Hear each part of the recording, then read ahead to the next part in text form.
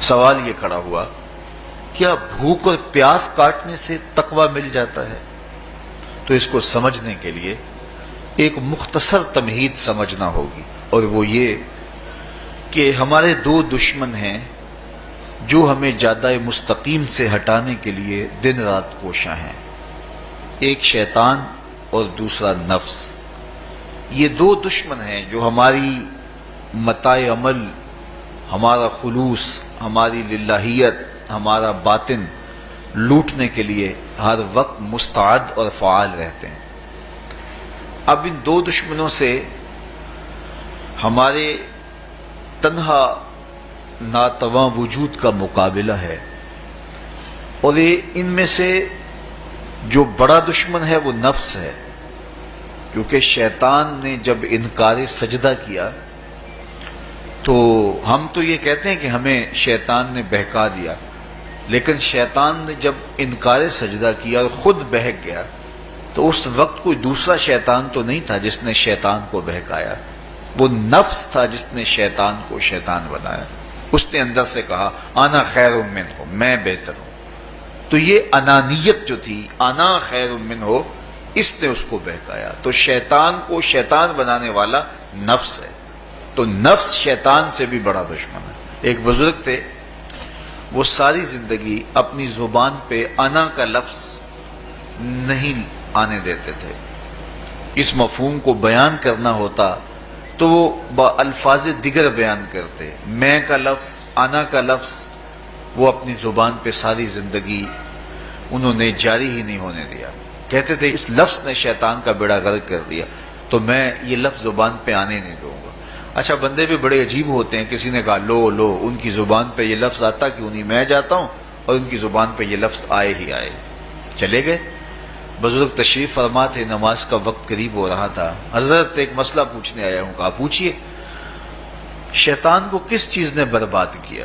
حضرت آپ تو بولیں گے کہ میں نے، آنا نے، تو کہوں گا جیسے بھی ہوا ان کے زبان پہ لفظ میں تو آ ہی گیا نا۔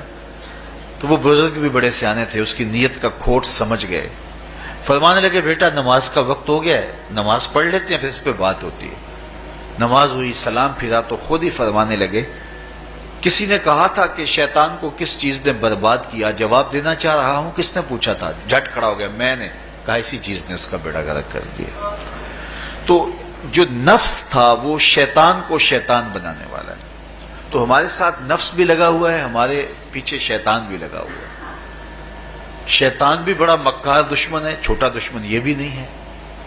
یہ ہماری متاع عزیز کو، متاع ایمان کو، متاع عمل کو، متاع خلوص کو لوٹنے کے لیے دن رات مستعد اور فعال رہتا ہے۔ اللہ کے محبوب نے فرمایا الشیطان جاسم علی قلب ابن آدم فاذا ذکر اللہ خانسہ واذا غفل وسوسہ۔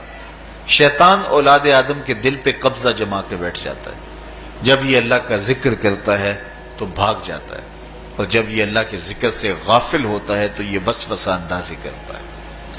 تو شیطان اولاد آدم کے دل پہ قبضہ جماتا ہے۔ اسے پتہ ہے کہ دل قابو میں آ گیا تو پورا بدن قابو میں آ گیا، چونکہ میرے اعضائے بدنیاں میرے دل کے تابع ہیں۔ موسم اچھا ہے، رت سہانی ہے، صحن چمن میں پھول کھلے ہیں، لیکن میرا دل نہیں چاہ رہا تو ٹانگیں جنبش ہی نہیں کریں گی۔ مرغن غذائیں سامنے پڑی ہیں اور آپ کا تقاضا ہے کہ جناب لے لیجئے، لیکن میرا جی نہیں چاہے گا تو ہاتھ جنبش نہیں کریں گے۔ آسمان ستاروں اور کہکشاؤں سے بھرا ہوا ہے، جی نہیں چاہے گا تو نظر نہیں اٹھے گی۔ آپ سماعتیں بچھائے بیٹھے تھے، جی نہیں چاہے گا زبان نہیں بولے گی۔ تو پورے آزاد دل کے تابع ہیں، اور اگر دل شیطان کے تابع ہو گیا، اس کے ہتھے چڑھ گیا، تو پھر اعضاء وہی کریں گے جو شیطان چاہے گا۔